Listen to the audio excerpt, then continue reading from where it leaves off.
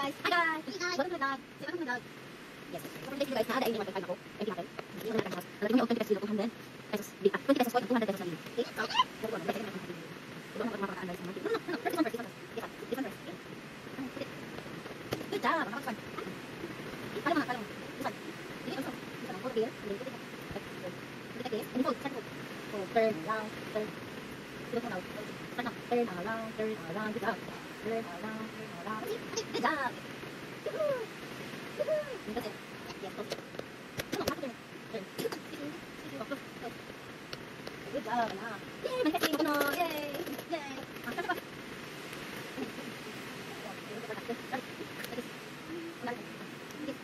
Good job. Okay, bye guys. Bye. Say bye guys. Okay, say bye guys.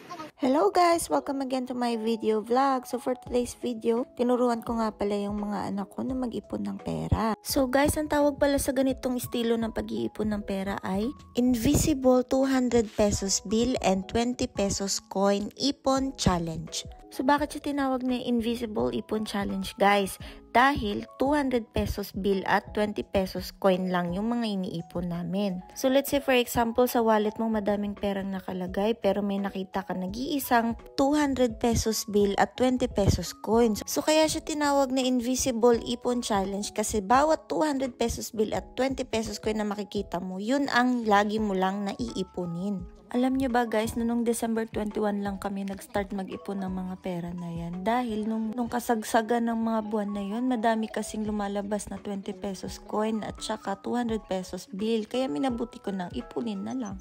Nakikita ko natutuwa ang mga anak ko sa ginagawa nilang pag-iipon ng pera. Kaya talagang naiinganyo din ako mag-ipon. At pagsapit ng buwan ng Enero, nakatanggap nga ako ng balita na kailangan ko munang umalis para maghanap buhay. Kaya napagdesisyonan kong buksan ng alkansya kasi saglit din ako mawawala at walang magpupush sa mga anak ko na mag-ipon ng pera. Alam niyo ba guys, sa isang buwan lang na pag-iipon namin ay umabot ang pera ng 3,600 pesos.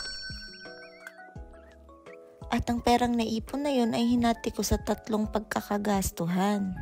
Unang hati ay pinasok ko sa bank account ng panganay kong anak. At ang pangalawang hati naman ay siyang pinamili ko ng mga kagamitan ng bunso kong anak para sa pag-aaral niya sa nursery.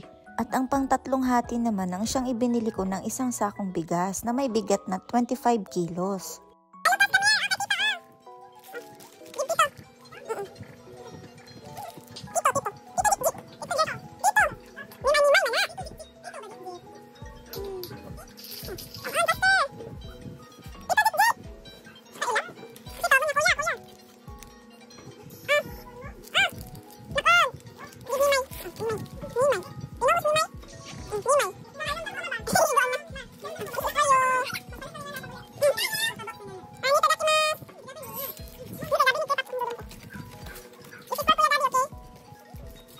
Sa isang buwan na pag-iipon na yun, ang laki na nang naitulong sa amin.